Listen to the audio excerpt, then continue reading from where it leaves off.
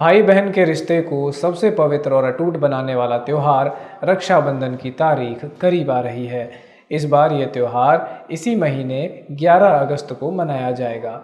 जैसा कि आप जानते हैं कि भाई बहन के प्रेम का ये त्यौहार सावन मास के शुक्ल पक्ष की पूर्णिमा तिथि को तदनुसार 11 अगस्त को इस बार मनाया जाएगा। मान्यता के अनुसार इस दिन बहनें अपने भाई के कलाई पर राखी बांध रक्षा करने का वचन लेती हैं। इस त्योहार के बाबत पंडित R.K. चौधरी उर्फ भागलपुर बाबा ने बताया कि 11 अगस्त गुरुवार सुबह 9:39 से 12 अगस्त शुक्रवार को सुबह 7 बजे तक ये त्यौहार मनाया जाएगा। सर्वोत्तम मुहूर्त की बात करें तो 11 अगस्त को सुबह 11:37 से 12:29 तक अभिजीत मुहूर्त है, जबकि दोपहर 2:14 से 3:07 तक विजय मुहूर्त रहेगा और इस मुहूर्त में राखी बांधने से ये विशेष फलदायी होता है। और पंडित R.K. चौधरी ने बताया कि इस मुहूर्त में राखी बांधने से ये विशेष फलदायी होता है।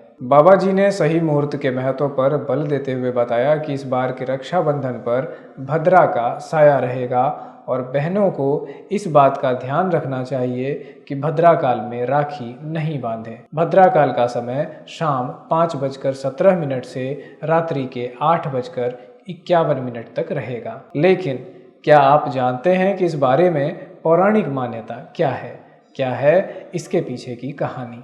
गलत समय पर बहन शूर्पणखा के राखी बांधने से लंकापति रावण के साम्राज्य का नाश हो गया और भद्रा के बारे में कहा जाता है कि वो शनि देवता की बहन हैं और शापित हैं कि उनके काल में जो कोई भी मांगलिक कार्य करेगा उसका परिणाम शुभ नहीं होगा। हमारे संवाददाता मनीष शिवपूनम यादव की रिपोर्ट। हम लोग मौजूद हैं भागलपुरी बाबा के पास और इनसे जानेंगे कि रक्षाबंधन में ग्रह और नक्षत्रों का कितना प्रभाव है या दुष्प्रभाव है और एक बहन अपने भाई को किस समय राखी बांधे जो मंगलमय और शुभ होगा।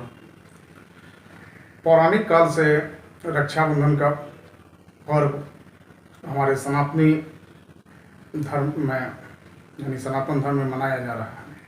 सनातन धर्म में रक्षाबंधन का पर्व सावन शुक्ल पक्ष पूर्णिमा तिथि को शुभ योग में मनाया जाता है।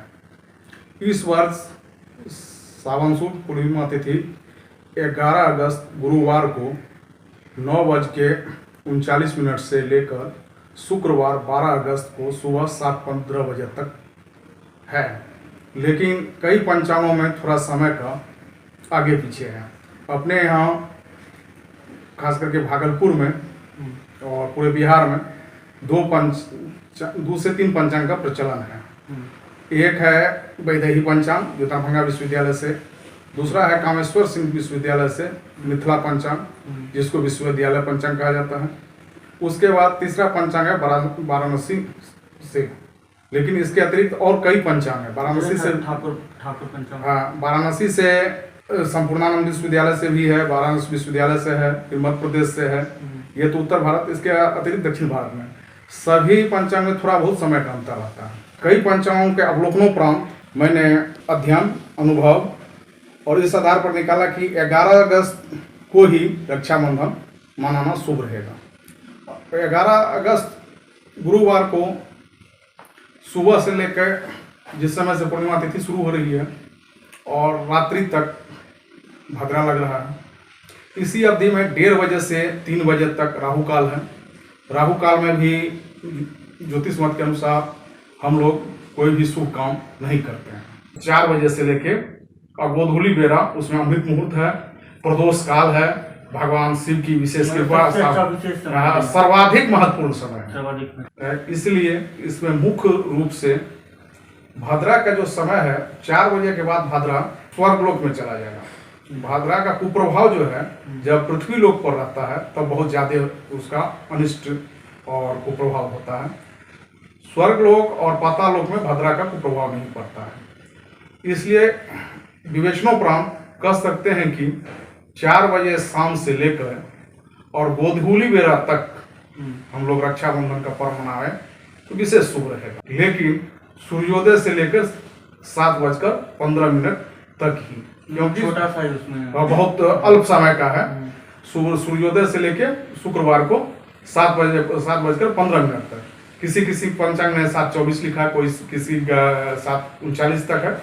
इसलिए मोटा मोटी भागलपुर के अक्षांश, देशांतर, यहाँ का सूर्योदय, सूर्यास्त, इसके अवलोकनों पर मेरे विवेक और ज्ञान में यही आया 7:15 तक 12 अगस्त को भी बांधा जा सकता है। लेकिन सर्वोत्तम होगा 11 अगस्त को 4 बजे दिन से लेके शाम गोधूली बेला तक अति उत्तम मुहूर्त है। उसी काल में संयोग से अमृत योग भी पड़ रहा है। बीच में एक समय है 12 बजे के आसपास अभिजीत मुहूर्त, वह अपने आप में अभिजीत है, उसमें भी कर सकते। पौराणिकों के अनुसार, पौराणिक कथा के अनुसार है कि भगवान विष्णु एक बार राजा बलि का परीक्षा लेने पहुंचे थे। राजा बलि से दान में वो तीनों चीज मांगे तो उनका दोनों लोग देने के बाद तीसरा अपना वो माथा ही अपने आप को समर्पित कर दिए। तीसरा लोग समर्पित, तीसरा लोग में समाहित हो गए भगवान विष्णु, यानी भगवान विष्णु रह गए राजा बलि के पास।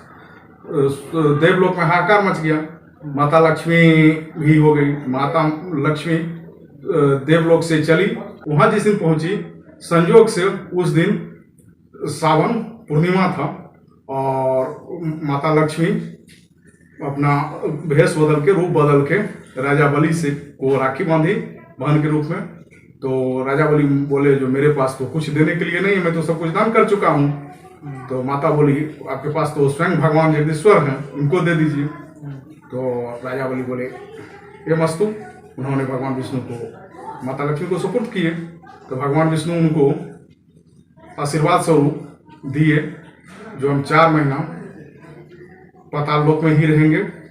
उसको देवसेनी एकादशी से लेके देव उठानी एकादशी तक, यह 4 महीना का जो समय होगा, 4 मास का जो समय होगा, देवसेनी एकादशी से देव उठानी एकादशी तक हम आपके पास रहेंगे।